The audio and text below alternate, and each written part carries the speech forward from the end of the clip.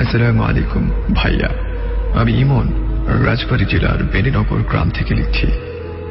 ঘটনাটি যিনি আমাদের সাথে শেয়ার করেছেন তিনি একজন বাজার পাহারাদার। রাতের বেলা বাজার পাহারা দিয়ে আসছেন তিনি প্রায় ৩৭ বছর। নাম বুরহান মিয়া। তিনি দীর্ঘদিন যাবৎ রাতে বাজার পাহারা দেবার পেশায় থেকে বেশ কিছু ভয়ঙ্কর কিংবা ভৌতিক ঘটনার সম্মুখীন হয়েছেন, যার ব্যাখ্যা তিনি নিজেও এখনো জানেন না।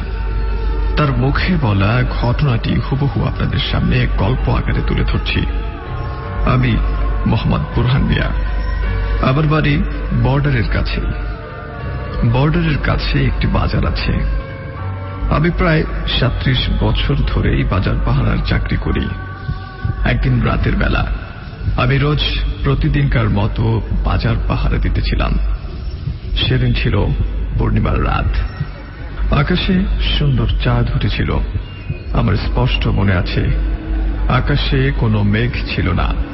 আমি সিগারেট জ্বালিয়ে আকাশের চাঁদের দিকে তাকিয়ে গুনগুন করছিলাম। বাজারের আশেপাশে তেমন একটা বস্তি নেই, পাহাড়ি এলাকা। বাজার শেষ হলেই সবকিছু নির্জন হয়ে পড়ে। আগে শরফ মিয়া নামে এখানে একজন লোক ছিল। সারাদিন চা বিক্রি করে রাতে চায়ের দোকানে ঘুমতো। লোকটা মরে গেছে প্রায় ১ বছর। হঠাৎ শরফ মিয়ার কথা মনে পড়ে কেমন যেন ভয় ভয় করতে লাগলো। কানের কাছে টুংটুং করে শরফ মিয়ার চা বানানোর শব্দ মনে হয়ে গেল। মনে হলো যেন অদৃশ্য শরফ মিয়া এখনো তার চায়ের দোকানে চা বানিয়ে যাচ্ছে যন্ত্রের মতন। আমি শরফ মিয়ার কথা ভুলে গলা ছেড়ে কান ধরলাম। এমন সময় দেখলাম শরফ মিয়ার চায়ের ভাঙা দোকানে কে যেন কুটিসুটি মেরে বসে আছে। চাঁদের জ্যোৎস্নার আলো সেখানে পৌঁছায় না। জায়গাটার কাছেই বড় একটা বট গাছ আছে। জায়গাটায় বট গাছের ছায়া এসে পড়েছে।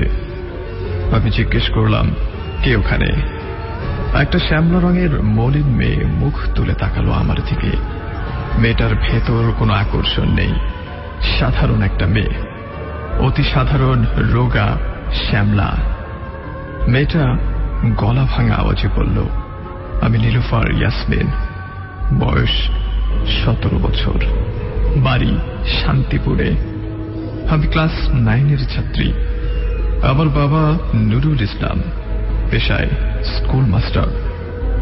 মেয়েটা একসাথে সব কথা বলায় আমি যতটা না অবাক হলাম তার চেয়ে বেশি অবাক হলাম এটা শুনে যে সে নুরুল মাস্টারের মেয়ে। নুরুল মাস্টার অত্র অঞ্চলের বিশিষ্ট একজন ব্যক্তি। তার বাড়ির সবাই পর্দা করে থাকে। তার মেয়েকে সেই জন্য আমার দেখা হয়নি। আমি কোমল গলায় বললাম, আপনি এখানে কি করছেন আপা? মেয়েটা বলল, আমি বাড়ি থেকে পালিয়ে এসেছি, এখন বাড়ি ফেরার পথ খুঁজে পাচ্ছি না। এমন সময় শরফ মিয়ার গলার আওয়াজ শুনতে পেলাম, স্পষ্ট শুনতে পেলাম। শরফ মিয়ার গলার আওয়াজ ছিল সেটা।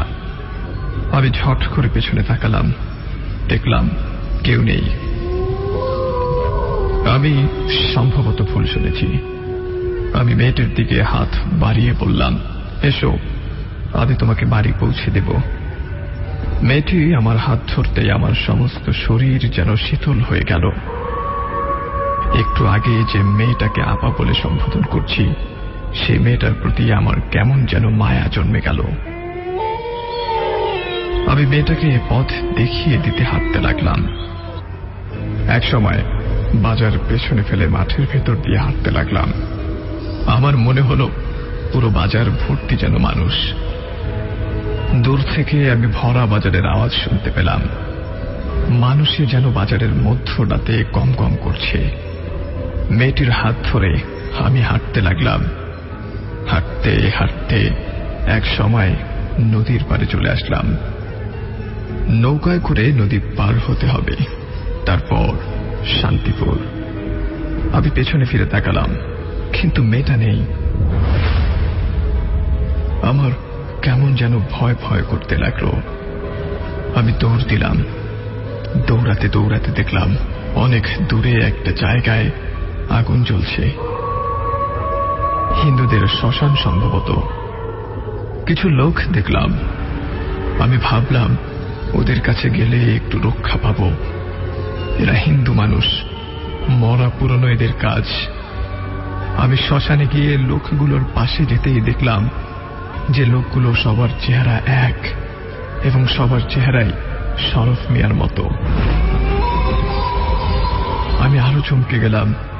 সবগুলো শরফ মিয়া একত্রে মেয়েটার লাশ আগুনে পুড়াচ্ছে, যেটাকে হিন্দুরা চিতা বলে।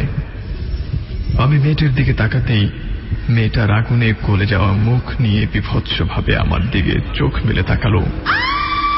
আমি চিৎকার দিয়ে জ্ঞান হারালাম।